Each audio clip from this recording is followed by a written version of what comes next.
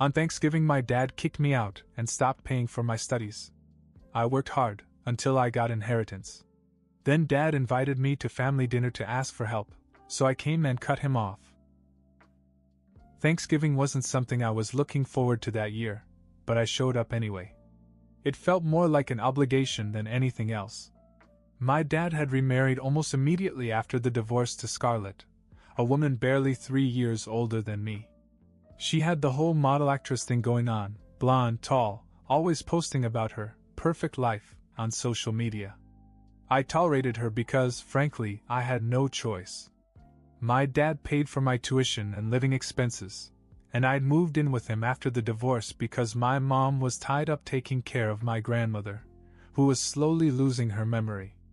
Scarlett's family hosted that Thanksgiving, and I was the outsider from the moment I walked in the door.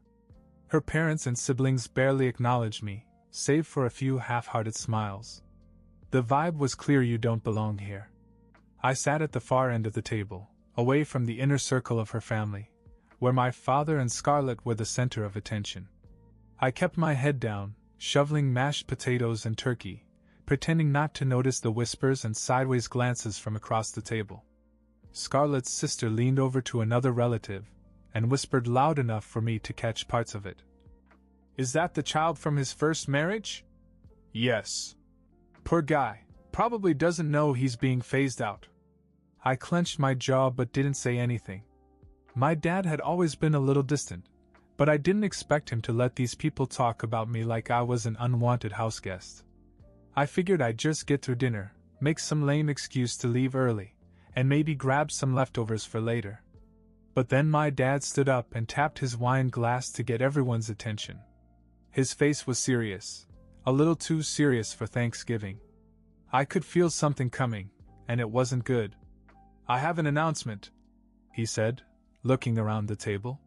Scarlett sat next to him, a hand on her round belly, smiling as if she already knew what he was going to say. Everyone else leaned forward, curious. I sat up a little straighter, too. "So, as you all know, Scarlett and I are expecting a baby soon," he began, his voice awkward and rehearsed. Scarlett's relatives all nodded and mumbled their approval, one even clapping as if he just announced he'd cured cancer. My father smiled nervously and continued, "This is a really important time for us to start a new chapter as a family." He paused and looked at me. I could already sense where this was going. My chest tightened and I gripped my fork a little too tightly. "With this new chapter," he said, "we need to make some adjustments. And Carter," he sighed, as if he was about to say something so difficult, so noble, "I've been thinking a lot about your situation, and I've come to a decision. With the baby coming and Scarlett needing support, I won't be able to pay for your education or living expenses anymore." There was dead silence around the table for a second before someone at the far end muttered, "Good, about time he let go of the past." Another voice said, "It's the right thing to do, he needs to cut ties with his ex-wife's kid." Scarlett chuckled and looked at me as if she'd been waiting for this moment. "We have a lot to focus on with the baby," she added, as if that justified everything. I blinked a few times, trying to process what I'd just heard. My own father, the man who raised me, was kicking me out. Just like that. Over Thanksgiving dinner. "You're 18 now," he said, as if he were talking to a stranger instead of his son. "You'll figure things out. It's time to stand on your own 2 feet. I believe in you." "I believe in you? Are you serious?" My blood was boiling, but I didn't say a word. I didn't trust myself to speak. Scarlett's father raised a glass and toasted. "To new beginnings." Everyone followed his lead, laughing and cheering like it was some heartwarming Hallmark moment. I sat there, numb, as they celebrated the fact that my life was about to fall apart. Scarlett kept looking at me, her grin getting wider as if she was enjoying every second of it. I wanted to scream, to turn the table over and storm out, but instead I just sat there, frozen, pretending the words hadn't just gutted me. They didn't care. None of them cared. Not my father, not Scarlett, not anyone at that table. I was just baggage to be tossed out for their new chapter. Packing up wasn't new to me. I'd been doing it on and off since college. After my parents split up, I moved into the dorms, but I wasn't exactly living the dream. Most weekends the place was a ghost town. Everyone had families to go home to, and I didn't have much of a social life. My friends were close to their own families, and when they left for the weekend, I was stuck in an empty dorm with no one around. So I kept going back to my dad's house, even though I hated it there. I told myself it was just for the convenience of free food, my own room, and a chance to reset before the week started. But deep down, I think I wanted some kind of connection to my old life. Even if it was broken and twisted now, it was familiar. It was better than being all alone in a dorm room with the walls closing in. That's how I ended up at Thanksgiving. I didn't really want to go, but what else was I going to do? Sit alone in my dorm eating instant ramen while scrolling through pictures of everyone else's family dinners? I figured I could survive one awkward holiday dinner. As it turns out, I couldn't have been more wrong. 2 days after my dad dropped the bombshell about kicking me out, I was back in my room at his house, packing my things for the last time. Most of my stuff was already in the dorm, but I still had clothes, books, and a few personal items left here. Or at least I thought I did. A lot of it had mysteriously disappeared since Scarlett moved in. The photo of me, Mom, and Dad from my high school graduation? Gone. My baseball trophies? Gone. Even some of my favorite jackets were nowhere to be found. I knew Scarlett had probably thrown them away or hidden them somewhere out of sight. I wasn't about to search the house for answers. As I was packing, I heard footsteps in the hall. Scarlett appeared in the doorway, arms crossed, her belly poking out from under a tight sweater. She had that smug look on her face, like she was enjoying every second of my misery. "Finally leaving, huh?" she said casually. I ignored her, concentrating on folding the last of my clothes into a duffel bag. "Wow. You're not even going to say goodbye?" she continued, entering the room as if she owned it. "I guess it's just as well. We can finally focus on being a real family now that you're out of the picture." I remained silent, but my hands were shaking. I just wanted to get out of there without causing a scene. But Scarlett wasn't done. She leaned closer and smiled. "Bye, loser," she said, her voice full of fake joy. "Good luck. You'll need it." I took a deep breath and turned to face her. I didn't yell. I didn't curse her, even though every part of me wanted to. I just smiled coldly and said, "Good luck with my dad. You'll need it more than I will." She blinked, caught off guard for a second, but I didn't wait for her answer. I walked out of the room, out of the house, and didn't look back. Later that night, I took a bus to my mother's house in the next town. She lived with my grandmother, who was slowly losing her memory. Some days she forgot who we were altogether. Mom had been taking care of her full-time since the divorce, so she couldn't work. They lived on the savings Grandma had left over from her days as a successful lawyer. It wasn't much, but it got them by. When I walked through the door, Mom hugged me like she never wanted to let go. She didn't immediately ask why I was there, but I knew she could tell something was wrong.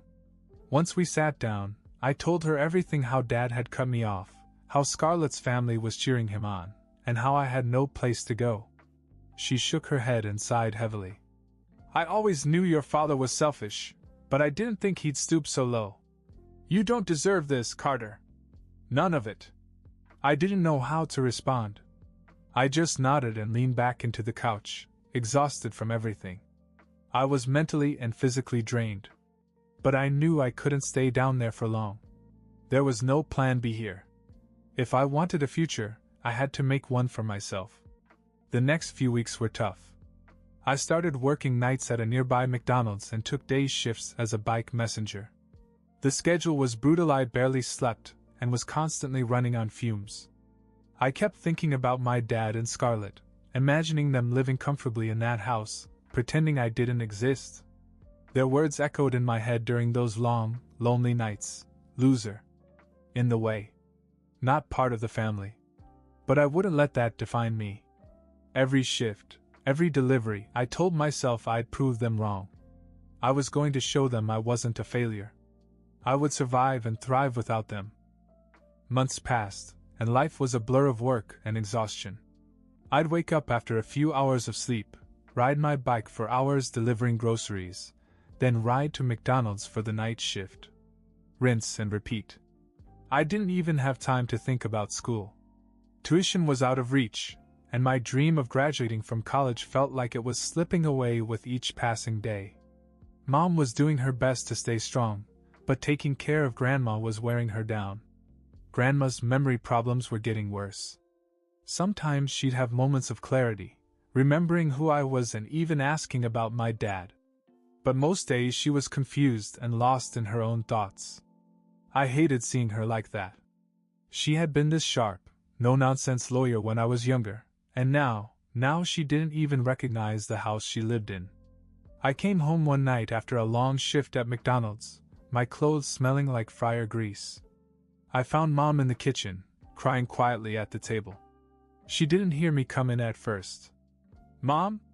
I asked gently. She quickly wiped her eyes and tried to smile, but I could tell something was wrong. "It's Grams," she said quietly. "She's gone." I stood there in shock. Gone? Just like that? The next few days were a blur of phone calls, arrangements, and family members we hadn't seen in years coming out of the woodwork. It was overwhelming. The funeral was small and somber, just a handful of people who had known Grandma in her better days. I didn't cry during the service. I don't know why. Maybe I was too numb to feel anything. But after everyone left, and it was just me and Mom standing at her grave, it finally hit me. Grandma was really gone. What I didn't expect was what came next. A week after the funeral, Mom and I were called into a lawyer's office. Grandma had left a will, and I figured whatever was left would go to help Mom with her expenses. We weren't expecting much, since we thought most of her savings had already been spent on her care. The attorney greeted us and began to read the will. Then he got to the part that left us both speechless. "To my grandson, Carter, I leave the house and $48,000 to help him start his future. Do with it what you will. Just don't let me down." I froze. I heard the words, but I didn't believe them. I turned to Mom, and she looked just as stunned. We had no idea that Grandma still had that kind of money saved up. For the first time in a long time, I felt something shift inside of me. It wasn't just relief, it was hope. Real, tangible hope. I could go back to school. I could make a life for myself. I could finally breathe. Mom hugged me, tears in her eyes. "She believed in you, Carter. She always did."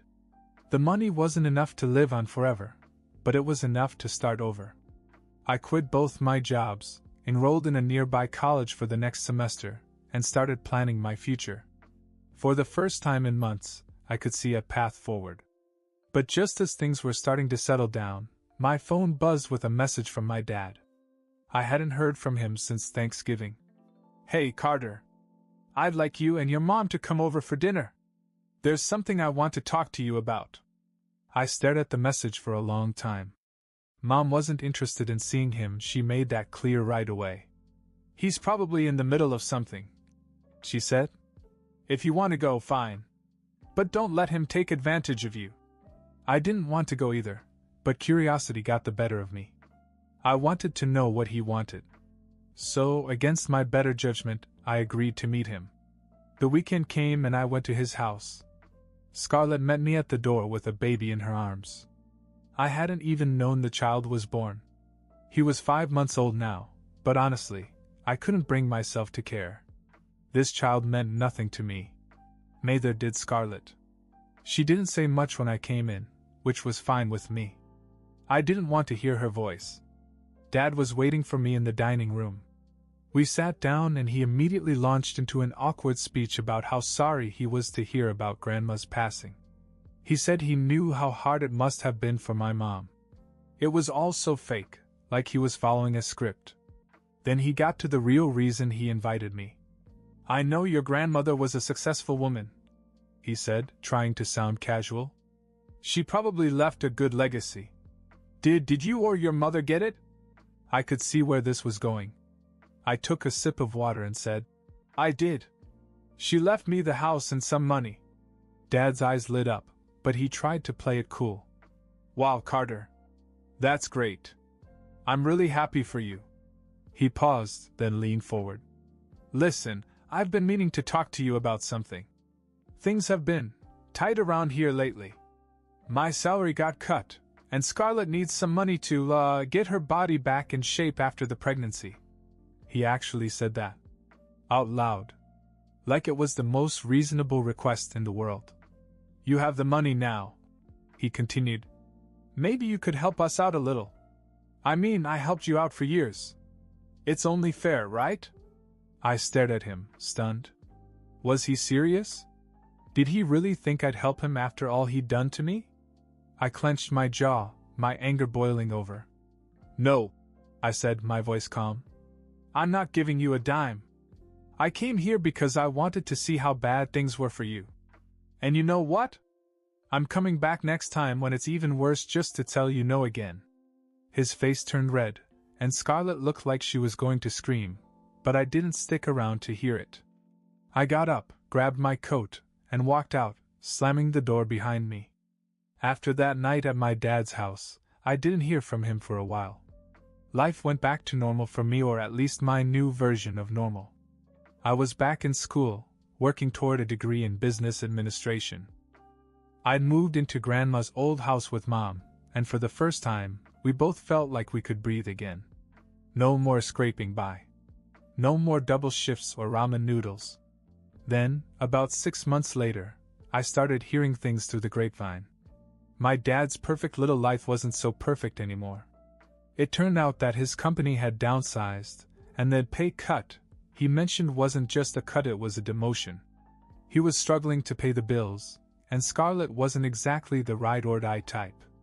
She had a new plan for her life, and it didn't involve my dad. One of my old friends from high school filled me in. Dude, did you hear? Scarlett dumped your dad, he said over the phone one day. Wait, what? I asked, caught off guard. Yeah. She packed up and left. Moved to Miami with some rich guy. Apparently she's living it up now.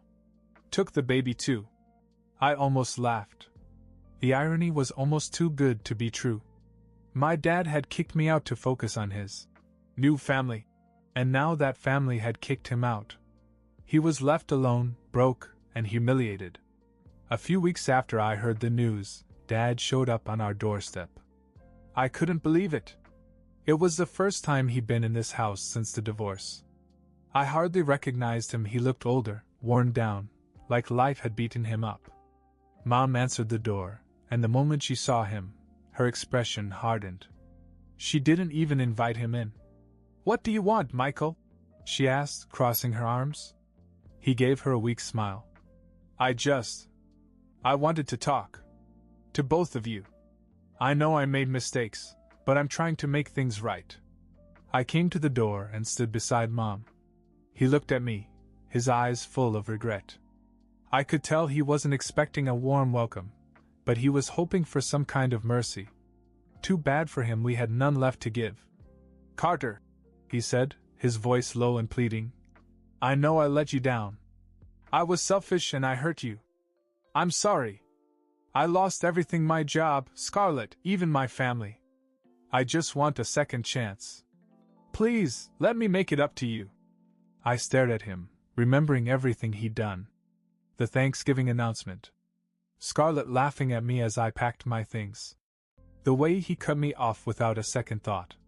Now he was here, begging for forgiveness because he had no one else. You want a second chance? I said, my voice cold. What was my second chance when you threw me out? When you let those people treat me like garbage? You didn't care about me then. You only care now because you have no one else. Mom stepped forward. Michael, we have moved on. We don't need you anymore. You made your choices. Now you have to live with them. He looked crushed. I could tell he hadn't expected us to be so unforgiving. He opened his mouth to speak, but Mom cut him off. Go, she said firmly. Don't come back. Dad hesitated for a moment, then nodded slowly. I understand, he murmured. I'm I'm sorry." He turned and walked away, his shoulders slumped in defeat. We watched him go, and for the first time I felt completely at peace. The weight of all the resentment and anger I'd been carrying for years finally lifted. He was out of our lives forever, and I didn't look back. We never saw him again after that.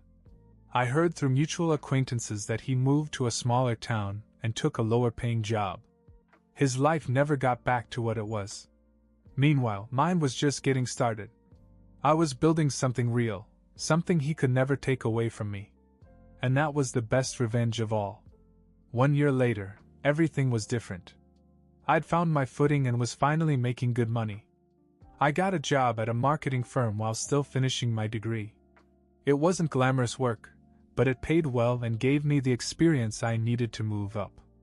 For the first time in my life, I wasn't just struggling to make ends meet. Mom had also started working again. It was hard for her to move on after Grandma died, but she eventually found a job at a local nonprofit. It gave her a purpose, and seeing her happy and thriving again gave me a sense of peace. We didn't have to worry about bills or whether we had enough money for food. We were stable. The money Grandma had left me hadn't gone to my education, as Mom had wanted. She had insisted that I use it to pay for college and invest in my future. But I couldn't do that. That money was a gift from Grandma to help both of us. Instead, I gave most of it to my mother to help her rebuild her life. She tried to argue at first, but I told her the truth. "I have to do this on my own. I want to grow up, Mom. I want to stand on my own 2 feet, not depend on anyone." She understood. After all we'd been through, she saw how much I had changed. I wasn't the same lost kid who had been thrown out on Thanksgiving. I had learned how to fight for myself, how to persevere, and how to build a future out of nothing. The old me, the boy who depended on his father for everything, was gone. In its place was someone who knew what it meant to be independent, to be a man. I wasn't bitter anymore. I didn't need revenge or validation from my father. He was a ghost of the past, someone who had made his choices and had to live with them. I wasn't going to waste any more of my life chasing his approval. From now on, I was in control. I was building a life for myself, brick by brick. And with every step I took, I knew my grandmother would be proud. This was now my story. Not his. Not anyone else's. Mine.